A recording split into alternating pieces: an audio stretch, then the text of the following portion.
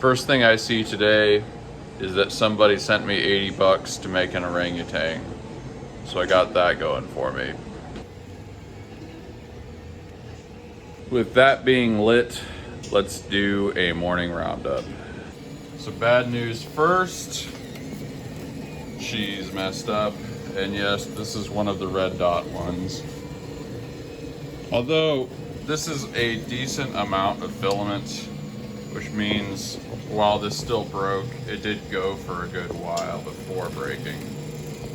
So that's in better news. This one is doing fine. This is a giant David trash can, and it's gonna be painted gold. I think I just made this D20 extra. If anybody out there wants a D20, I have one ready to go, and it's pretty much perfect. I didn't reset this printer, so we still gotta recycle this guy. But the coffee cup, oh, the coffee cup, still going strong. And it looks like there's probably enough on the roll to finish it. It's at 80%. I mean, it might get close. I might have to swap out the roll. The reason that's like a concern, swapping out the roll, is because it's not a perfect system, but generally, if a roll of filament has been working, it will probably continue to work, especially if it's gone that long. Which this is like 3 rolls of filament so far.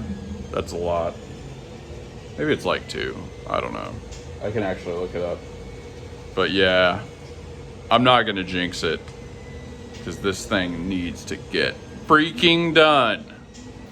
I think overall it was a success, extruding the filament slower, because we've got this octopus ended up being fine, and this is one of the red dot ones. And this guy is looking totally fine also. And this is one of the red dot ones. Anyone who didn't watch last, you guys like that?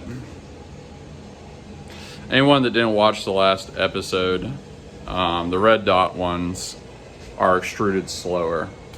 I was thinking that was part of the problems of the brittleness. We're also getting rid of ingots. If you watched the last few episodes, you know what that is. I think I'm doing the blending recycling part slightly different, where I'm actually going to be blending each batch of recycling stuff, recycled material, less. And that's going to mean that I'm going to need to dehydrate more, I think. So today's project is going to be to set up this dehydrator we bought a few episodes ago for recycling dehydrating. Also, for a new product, I think I'm going to make this Socrates waste basket. I think I'm going to paint it gold. And what do we have here?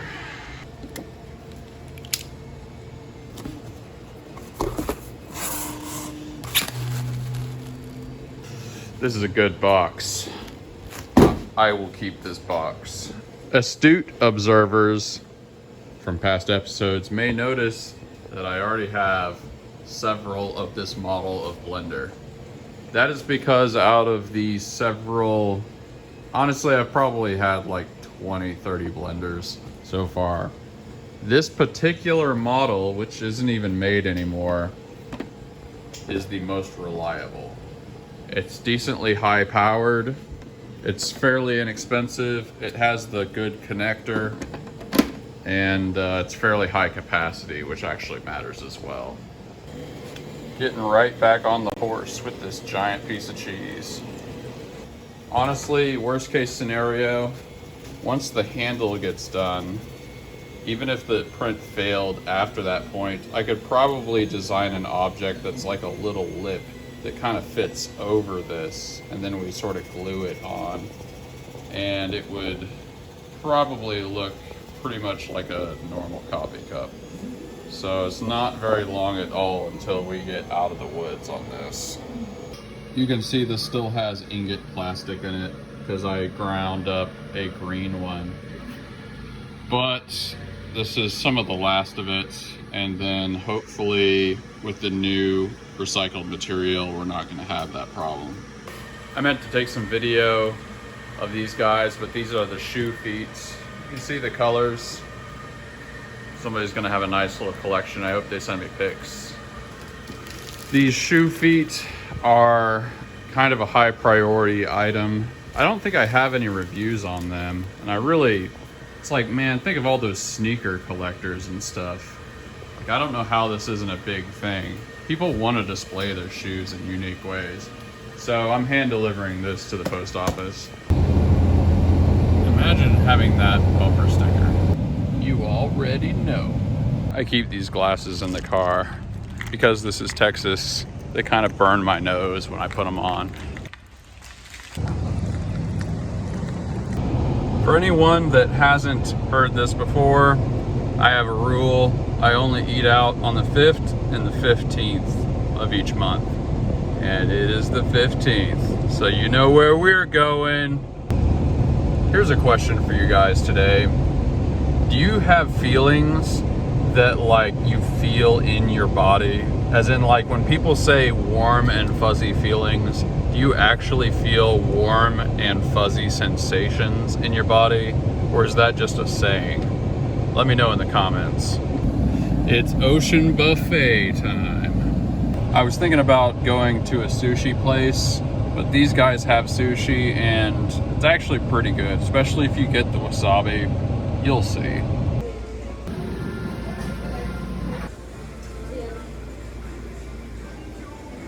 Potatoes.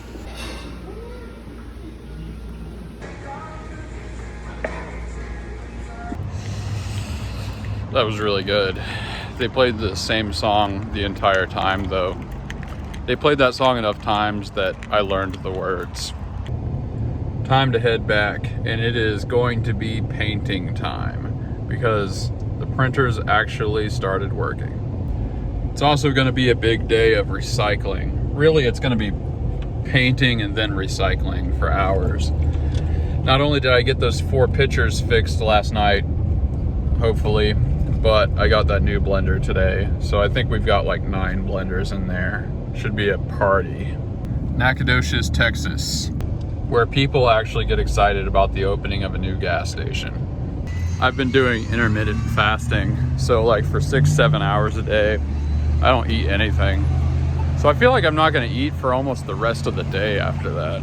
Yes! Yes! Selling more kofefe. Finished cleaning up this Charco boy and he looks gorgeous. We've got another giant stringy skull to muddle our way through. A couple other small things. And we got another Sharky boy here. Actually, this is technically a big Charco, not a Sharky boy. I think I just got a really good idea. The way that Salvador Dali painted his paintings, if anyone doesn't know, Salvador Dali had a really surreal art style. It was a dream-like, crazy art style, surrealism.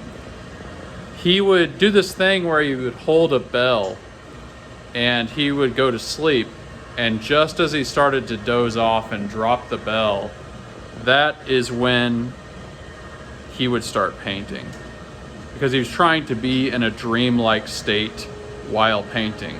So that gave me an idea.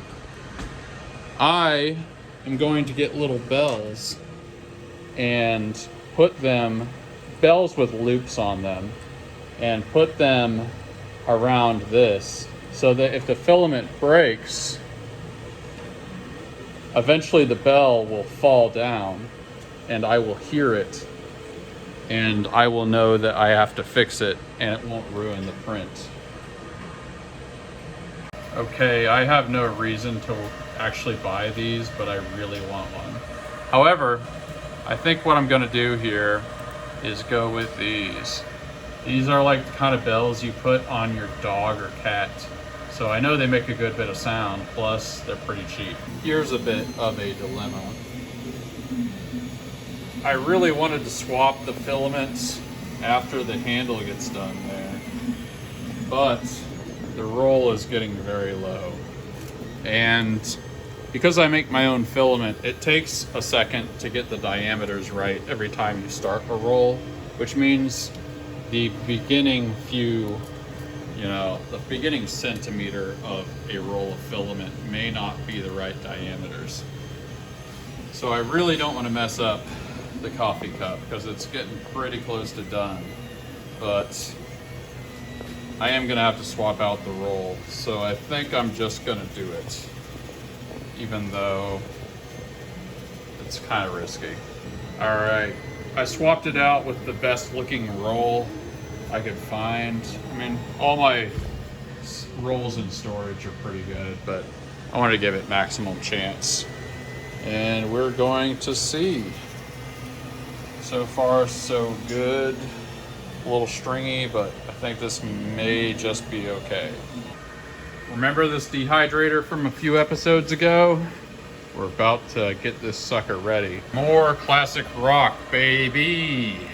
It's a little hard to film this, but basically you take some kind of clippers and just do that. Actually, this is a little more brittle, so maybe I'll do it right about there. And you just do that all the way around. This process takes forever, so rock and roll party. Love goes when no one knows.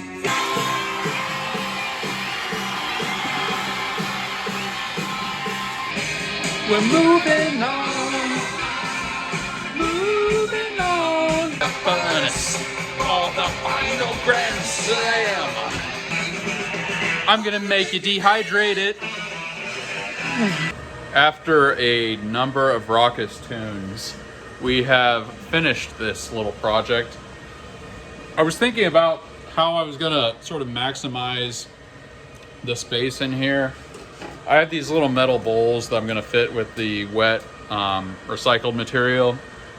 I was thinking I could leave sort of this patchwork on one of the trays and put that under the thing, and then put the tray with the mesh or whatever this is called on top of that, and then stack this on top of that.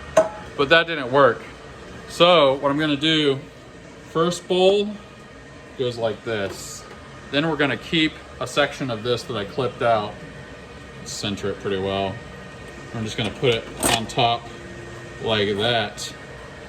And then we're going to put the second bowl, we'll have to balance this better, but put the second bowl like that, and then we put the lid on it.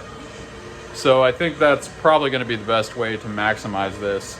Ideally, maybe next time we go to the thrift store though, we can find a big metal bowl that is about this size that would fit in there. We'll just take measurements of the inner diameter before we go, and then we'll look and see if there's a container of some kind that can withstand heat that will work. Lady, when you're with me, I'm recycling. And we are officially over the hump on the coffee. I'm gonna do the soy face. 89% done. 3 days. Man, do I hope this gets done. This is gonna be the new home for the new dehydrator. I'm kind of testing it out to see if it's gonna get up to temperature. I mean, I think it will. It should work. I mean, if nothing else, I only paid 20 bucks for it. But yeah, I have this rack here in the room, and I think that's a pretty good spot. I'm gonna do a bunch of recycling, and we're going to have enough recycled material that we actually will need the new dehydrator. So this is its maiden voyage. All maiden voyages should be accompanied by rock and roll.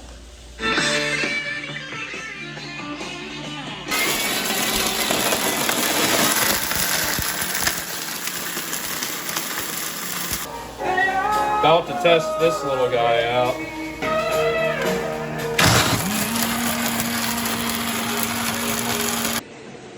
So we're about done for the day. I was logically trying to work out a problem, and AI is kind of helping me do it. What I was thinking was I'm going to blend less up front and then rely on the tumbler filter to do more of the work of, I don't know how to describe this. This is why I'm using AI. Basically, I want to blend less and get larger particles and then put that through the tumbler. And the tumbler will probably have more large particles that that didn't filter out because of less blending, there's more large particles. The trade-off here, though, is I've found that the large particles that are left over from the tumbler are a lot easier to blend. So I'm kind of trying to work it out logically, and I'm using AI to do that. So I'm going to have it tell you what it just told me. Do you mind repeating your last answer? Sure. Here's the last answer repeated. You're absolutely on point about diminishing returns with blending. As you've observed, there's likely a limit to how effectively the blenders can break down the plastic chunks. After a certain point, even blending longer doesn't yield significantly smaller particles. This was something I was thinking. Why diminishing returns occur? 1, particle size resistance. As the particles get smaller, they become more resistant to further reduction because they're less affected by the blender's force. The energy required to break them down further increases disproportionately, leading to diminishing returns. 2 blender limitations. Blenders have optimal operating ranges. Once particles reach a certain size, the blades may not be able to apply enough pressure to break them down further. Anyway, there's more. But yeah, that's what I was thinking. Like, it just gets harder and harder to make the particles small. So blending longer actually is a waste of time. So I'm trying to optimize this whole thing, and I think this really helped me think about it.